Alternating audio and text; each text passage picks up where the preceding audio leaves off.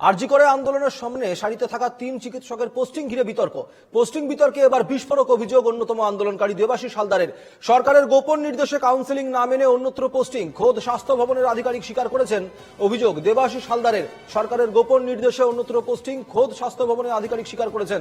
বিস্ফোরক অভিযোগ দেবাশিস হালদারের। দেবাশিস হালদারকে আমরা যেমনটা দেখেছি, তাকে মালদার গাজলে পোস্টিং দেওয়া হয়েছে এবং মালদার গাজলে পোস্টিং দেওয়ার পরিপ্রেক্ষিতে আজকে যেটা অভিযোগ করেছেন দেবাশিস হালদার, তিনি বলছেন যে তাকে সরকারি আধিকারিক সেখান থেকে তিনি খবর পেয়েছেন, সেখান থেকে সেই সূত্রে তিনি বলছেন যে সরকারের গোপন নির্দেশেই তাকে অন্যত্র পোস্টিং দেওয়া হয়েছে, দূরের কোনো জায়গায় পোস্টিং দেওয়া হয়েছে।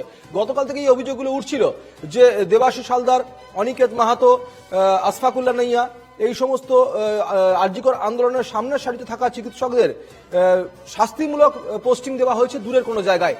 কেউ চেয়েছিল হাওড়ায় পোস্টিং, কেউ চেয়েছিল আরামবাগে পোস্টিং, কিন্তু তাদের সেখানে পোস্টিং না দিয়ে দূরবর্তী জায়গায় পোস্টিং দেওয়া হয়েছে এবং সেটাকে শাস্তিমূলক পোস্টিং হিসেবে দেখছিলেন তারা, এবং সেই পরিপ্রেক্ষিতে আজকে দেবাশিস সেই কথাগুলো বলেছে।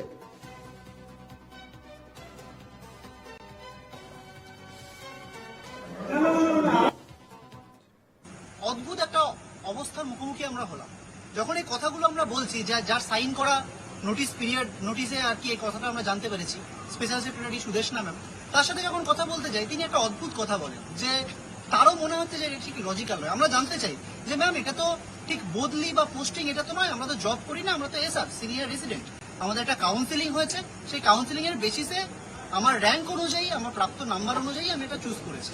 তো সেখানে কেন স্পেসিফিক্যালি একজনের চেঞ্জ হলো? তো তখন উনি বলেন যে এটা এই ব্যাপারে আমাদের কোনো লজিক্যাল এটা কোনো হয়েছে এটা বলে আমার মনে হচ্ছে না, কিন্তু সরকারের তরফ থেকে একটা গোপন বা কনফিডেন্সিয়াল অর্ডার এসছে, সেই জন্য এটা করতে হয়েছে। তো আমরা অবাক হয়ে জিজ্ঞাসা করি যে তাহলে কি সেই অর্ডার, আপনাদের প্লিজ দেখান। উনি বলেন এটা গোপন অর্ডার, আমরা দেখাতে পারবো না। যে রিটেন না ভার্বাল কোনো অর্ডার, উনি বলেন সেটা আমাদের জানাতে পারবেন না। দরকার হলে আপনি আমার উচ্চতর কর্তৃপক্ষের কাছে যান। উচ্চতর কর্তৃপক্ষের কাছে আমরা যখন যেতে চাই, নারায়ণ স্বরূপ নিগম স্বাস্থ্য সচিব তিনি আমাদের সাথে দেখা করেন না এবং তিনি বেরিয়ে যান কোনো একটা মিটিং এর দোহাই দিয়ে, এবং অত্যন্ত উদ্ধতভাবে তিনি বলে যান যে সরকার চাইলে যা খুশি করতে পারে, তোমরা যা পারো করে নাও।